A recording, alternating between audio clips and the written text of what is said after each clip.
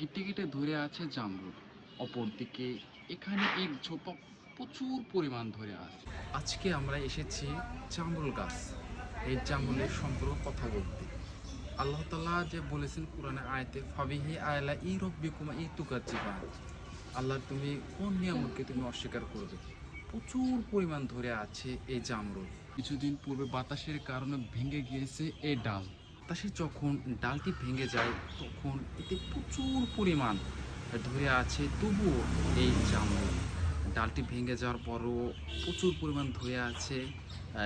এই ডাল যে ভেঙে গেছে বাতাসে, তবু হার মানছে না, গিটে গিটে ধরে আছে এই জামরুল। এই জামরুল আছে প্রচুর পরিমাণ পুষ্টি। আপনাদের দেখা যায় এই যে গাছ, ছোট একটি গাছ, এই গাছের তুলনায় জামরুল প্রচুর পরিমাণ ধরে আছে। ভেঙে গিয়েছে তবুও দেখতে পাচ্ছি ছোট্ট চিকন ডাল কি পরিমাণ ধরে আছে। আল্লাহ তাআলার যে নিয়ামত, এটি না দেখলে বোঝা যায় না। প্রত্যেকটা গিটে গিটেই ধরে আছে এই জামরুল। আমরা দেখতে পাচ্ছি এই জামরুল যে চিকন ডাল, এই ডাল প্রচুর পরিমাণ ধরে আছে। বাতাস হওয়ার কারণে এই ডালটি ভেঙে যায়, তবু ডালটি ভেঙে যাওয়ার কারণে এই গাছের শালেক সংশ্লেষণ এটি চলছে। এবং আমরা দেখতে পাচ্ছি এই গাছটি অতি অল্প বয়স, কিন্তু গাছটিতে প্রচুর পরিমাণ এবার ফলন হয়েছে।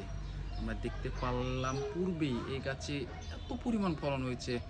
গাছটি যে তার ওয়েট, তার যে এই ফলের ওয়েট, সে গাছ নিতে পারছে না। গাছের তুলনায় ফলন প্রচুর হয়েছে এই গাছটিতে। এগুলো দেখতে সেম বিদেশিদের মতো, কিন্তু না, এটি আমাদের দেশি জামরুল ফল। সেম এই ফলগুলো জামরুল ফল, আপেলের মতন দেখতে লাগছে।